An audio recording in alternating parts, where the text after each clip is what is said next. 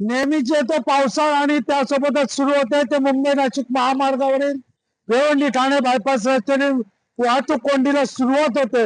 आपण जर आज पाहिलं तर आज गुरुवार आहे. गुरुवारच्या दिवशी सुद्धा या संपूर्ण रस्त्यावर मोठ्या प्रमाणात वाहतूक कोंडी झालेली आहे. मुंबई कडून नाशिकच्या दिशेने आणि नाशिक कडून मुंबईच्या दिशेने जाणाऱ्या रस्त्यावर राजमारी नाका ते थेट मानकोली नाका या दरम्यान आपण वाहतूक कोंडी पाहू शकता. आणि त्या वाहतूक कोंडीत असंख्य जे आहेत वाहनं फसलेली आपण पाहू शकतो. ज्यामध्ये असंख्य वाहनं आहेत जी वाहनं या ठिकाणी फसलेली आपण पाहतोय.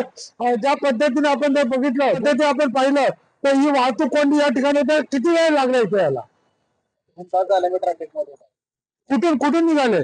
पडग्यावरून आता इथे कल्याण पट्ट्याच्या ब्रिज पाठीमागून जामत आहे. सकाळी पण यायला 2 तास लागले मानकोली. लोकल मध्ये आज रोजचा त्रास आहे. रोजच आहे. आता पाऊस चालू झाल्यापासून रोजच आहे. ज्या पद्धतीने आपण पाहिलं तर राजुरी नाका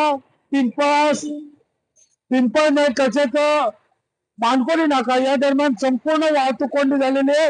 3 ते 4 रांगा वाहनांच्या लागल्या आहेत. तर त्यासोबतच खारीगाव टोल नाका इथून मानकोली नाका या दरम्यान सुद्धा मोठ्या प्रमाणात जे वाहनांच्या रांगा लागलेल्या आहेत. आपण जर पाहिलं तर या ठिकाणी जे आहेत वाहन अक्षरशः वैतागलेले आहेत. वाहन चालक जे आहेत वैतागलेले आहेत.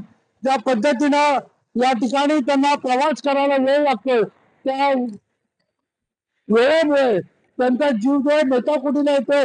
नक्की ती परिस्थिती आपण जर बघण्याचा प्रयत्न केला तर आपण काही नागरिकांना सुद्धा विचारू शकतो. मी या ठिकाणी काही नागरिकांना विचारेल, सर कहाँ से है आप?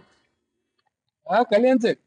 कितना घंटा समय लगा आपको यहाँ से यहाँ से? 5 मिनट तो ये 2 मिनट का रास्ता है, 5 मिनट का 35 मिनट से अटके स्लो स्लो जा रहा है। ज्या पद्धतीने आपण पाहिलं तर हा संपूर्ण रस्ता जो आहे हा अवजड वाहनांनी पूर्ण वाहतूक कोंडीत अडकून पडलेला आहे. आणि अशा परिस्थितीत ज्या इथले स्थानिक पोलीस आहेत वाहतूक पोलीस आहेत ते कसोशीने प्रयत्न करतात परंतु त्यांचे प्रयत्न सुद्धा पोकडे पडताना दिसून येत आहेत. देवेंद्र संजय TV9 मराठी.